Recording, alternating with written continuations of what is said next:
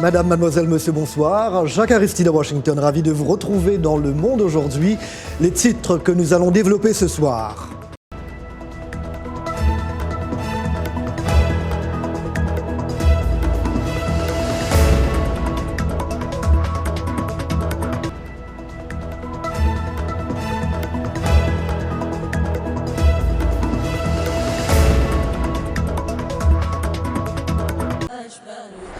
L'actualité les a rattrapés ces 4 dernières années avec l'insurrection djihadiste qui s'est propagée du nord vers le centre du Mali. Dans la région de Mopti, où ils sont le plus nombreux, les Peuls constituent aujourd'hui le plus grand nombre de combattants au sein des cellules djihadistes liées à Al-Qaïda, comme la Katiba Massina. Je ne sais pas exactement combien de personnes j'ai tuées parce qu'au début, il y avait des raids dans des villages et j'ai tiré sur des gens à ce moment-là. On m'a demandé de leur trancher la gorge comme des moutons. J'ai tranché la gorge de plus de 20 d'entre eux. C'est pourquoi j'ai déserté.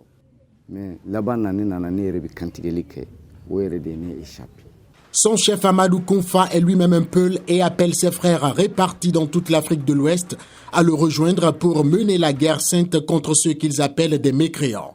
Une partie de la jeunesse Peul l'a suivi, poussée par le sentiment de marginalisation, la pauvreté ou encore l'endoctrinement religieux. Ils veulent une application de la charia. C'est ce qu'ils ont demandé. Nous étions sous l'influence de drogue que nous prenions comme médicament et nous recevions également des injections. Parfois, ils nous faisaient boire du jus de date, mais nous avons vite compris que ce n'était pas vrai, parce que nous nous sentions comme des possédés par la suite. Ici, des villages brûlés succèdent désormais aux champs abandonnés. Le conflit s'aggrave de jour en jour. Le nombre de déplacés fuyant les violences a quadruplé en l'espace d'1 an dans la zone de Mopti selon les Nations Unies.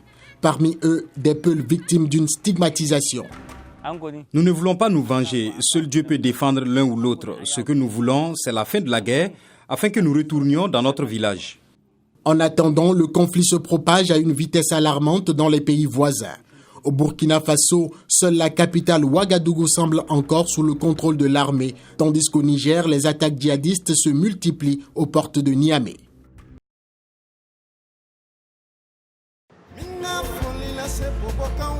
Située dans l'ouest du Burkina, la ville de Bobo-Dioulasso, avec son climat semi-tropical, était une destination de choix pour sa culture et son architecture.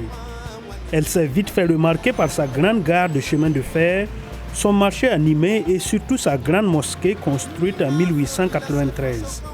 La ville elle-même a été relativement épargnée par la menace djihadiste, mais depuis qu'un Italien et sa compagne canadienne ont été enlevés dans la zone en décembre 2018, les touristes ont rebroussé chemin. Avant, pendant les périodes de vacances là, nous on pouvait voir centaines de touristes ici chaque jour.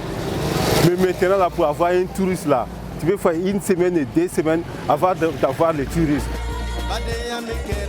Bobo-Dioulasso, qui était reconnu pour ses masques traditionnels, ses textiles imprimés en batik, est désormais classé zone rouge par les ambassades occidentales.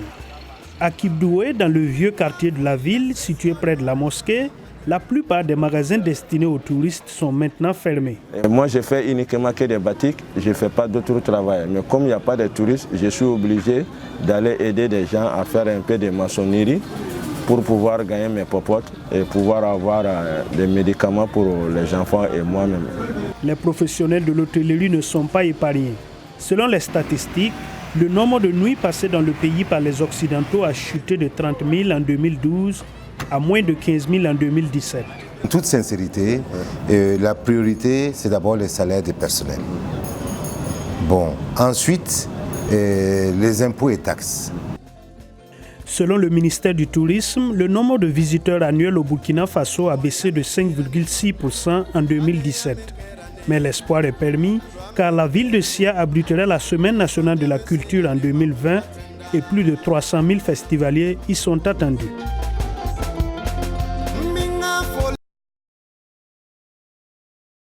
C'est dans un discours prononcé en direct à la télévision nationale que le président Hassan Rouhani a annoncé que l'Iran franchira dès demain 6 novembre une nouvelle étape dans la réduction des engagements relatifs à l'accord de Vienne. À partir de demain, nous franchirons la 4e étape Bien sûr, nous annonçons d'avance au groupe 5+1 et aux pays amis du monde que notre nouvelle activité sera également sous surveillance de l'Agence internationale de l'énergie atomique.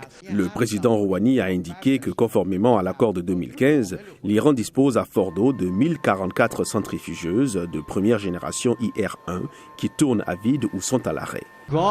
Nous faisons ce pas dès demain. Je donnerai l'ordre à l'Organisation de l'énergie atomique de commencer l'injection de gaz à Fordo. L'injection du gaz hexafluorure d'uranium dans les centrifugeuses est un procédé utilisé pour produire de l'uranium enrichi en isotope 235 à partir de ces machines. Par cette politique, Téhéran entend faire pression sur ses partenaires encore partis à ce pacte, la Chine, la France, la Grande-Bretagne, la Russie et l'Allemagne, pour qu'ils l'aident à contourner les sanctions américaines qui asphyxient son économie. Lorsqu'ils respecteront leurs engagements, alors nous reviendrons à notre tour à nos engagements. La réimposition des sanctions américaines prive l'Iran des bénéfices qu'il escomptait de l'accord de Vienne et a plongé son économie dans une sévère récession.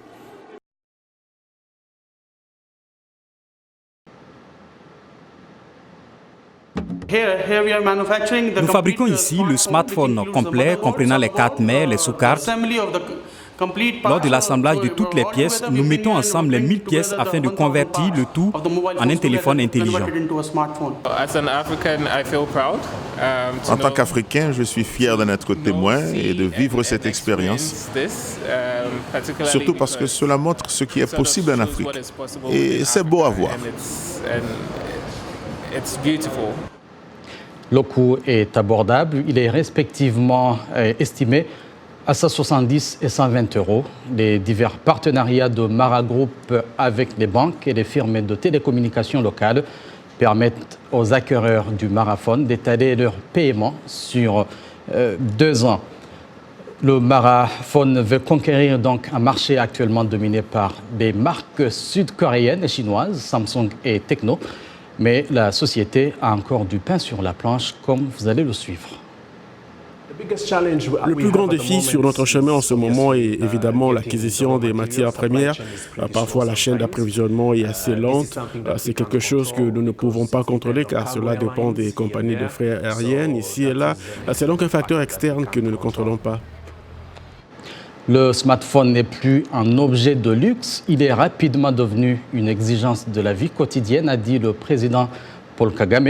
Et jusqu'à présent, Jacques, l'entreprise a produit 30 000 smartphones en coup de maître pour le Rwanda, qui envisage d'augmenter sa capacité de production pour arroser l'ensemble du marché africain et éventuellement du monde entier. Allez, on continue avec les grands investissements sur le continent africain. Eric, au Sénégal, il y a le premier projet éolien, le parc de Taïba Ndiaye, à 90 km au nord de Dakar. C'est aussi, Jacques, le plus grand projet d'énergie éolienne d'Afrique de l'Ouest, pouvant produire 158 MW au total. Ce projet marque un pas en avant vers les objectifs de fourniture d'électricité pour tous et de diversification des sources d'énergie en faveur des énergies renouvelables. La mise en service se fera en 3 temps. 50 MW seront livrés à la Sénélec, Société nationale d'électricité du Sénégal, en décembre, avant une deuxième tranche de même importance en avril 2020 et une dernière de 58,7 MW en juillet de la même année. Suivez. Voilà, Jacques, l'investissement aura donc coûté environ 340 millions de dollars, dont un financement de 250 millions de dollars des États-Unis. Merci bien. Eric Manirakiza, vous revenez mardi prochain. Absolument. Merci. À mardi prochain. Bonsoir à tous. Effectivement, le prochain CHAN au Cameroun aura lieu en avril, Jacques vous le disait en titre. L'édition 2020 du championnat d'Afrique des Nations se déroulera du 4 au 25 avril, selon l'annonce faite par le ministre camerounais des Sports, Narcisse Mouélé Kombi. Il a installé les commissions d'organisation de la compétition réservée aux joueurs évoluant dans le championnat national sur le continent. Le tirage au sort de la phase finale aura lieu à Yaoundé en janvier. 4 sites ont été retenus par la CAF pour la grand-messe des footballeurs locaux. Le stade Amadou Ahidjo de Yaoundé, le complexe de Japoma, le stade de la réunification de Douala et le stade Omnisport de Limbé. En 2018, on se rappelle, le CHAN a eu lieu au Maroc et a été remporté par les Lions locaux de l'Atlas. Au Nigeria voisin, Amadou Pinnick est partiellement blanchi. La haute cour de justice d'Abuja a abandonné les poursuites contre le président de la Fédération nigériane de football et 4 de ses collègues. Dans une affaire de corruption, ils étaient sous le coup de 17 chefs d'accusation, dont l'omission de déclaration d'actifs et le détournement de 8,4 millions de dollars versés à l'instance nationale par la Fédération internationale de football pour la participation du Nigeria au Mondial 2014. En septembre, le gouvernement a dissous l'agence anticorruption en charge de cette enquête. Toutefois, cette décision ne met pas fin aux ennuis judiciaires des dirigeants de la NFF. Pinnick et son secrétaire général Mohamed Sanoussi et 3 de ses comptables ont été accusés d'un vol présumé de plus de 10 millions de dollars de subventions de la FIFA et de la CAF destinés au développement du football nigérien. Ici, aux États-Unis, la sanction est tombée pour le basketteur John Collins, le jeune espoir des Atlanta Hawks, a été suspendu 25 matchs après un contrôle positif aux hormones de croissance. La suspension prend effet immédiatement pour l'ailier fort de 22 ans. Cette décision de la NBA survient moins de 2 semaines après celle prise contre DeAndre Ayton, pivot des Phoenix, aussi suspendu 25 rencontres pour un contrôle positif à un diétérique. La NBA n'est pas signataire du Code mondial antidopage et dirige son propre programme de contrôle antidopage. Voilà, c'est tout pour les sports. On se retrouve demain. À Kinshasa, la 8e édition de la Congo Fashion Week s'est emparée du tout nouveau musée national de la RDC. Le thème cette année, From Congo with Style. La capitale de la SAP veut désormais vivre de sa créativité et pas seulement inspirer les autres. Car comme le rappelle la créatrice de l'événement, Marie-France Idikaï, la mode est une industrie. Le secteur de la mode globalement est évalué à plus de 2400 milliards de dollars. L'Afrique elle-même, elle retient plus de 3 milliards de dollars. Et la RDC est évaluée à moins de 200 000 $. Je pense qu'il est temps qu'on puisse changer les choses, qu'on puisse réécrire cette histoire économique à travers Congo Fashion Week.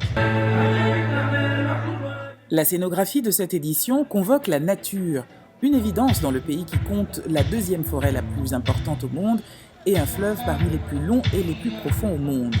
Quant au look, allure statuesque, coiffure empruntée à la tradition, revisitée façon Black Panther, et maquillage sublimant, il marquera certainement plus que des créations restées toutefois assez classiques. Et comme pour chaque Fashion Week, il y a une star. Et ce soir, c'est elle la star. Dorcas Poba, 20 ans, mannequin, vivant avec un handicap et bien plus. Je suis peintre, j'aime les couleurs, j'aime tout ce qui est art. Donc c'était un rêve pour moi depuis que j'ai commencé les mannequinats en 2017 avec des personnes avec handicap. C'est parce que j'avais bien défilé le jour du casting, j'avais répondu aux critères. Si ce n'était pas pour ça, je pense que je n'allais pas être retenue peut-être. Le styliste Zoé Mukendi vit et travaille à Lubumbashi. Le fest s'est passé très bien. Il y avait des collections magnifiques et puis un public qui était à la hauteur. C'était très bien passé. Congo Fashion Week a annoncé cette année se restructurer. Un Congo Fashion Council chapeautera désormais les activités de la Congo Fashion Week, ainsi que le Congo Fashion Institute, un nouvel organe. Cette volonté de s'organiser et de se valoriser suffira-t-elle à attirer en RDC les investisseurs et le public international? Réponse l'année prochaine. Anastasie Tudièche, VOA Afrique, Kinshasa.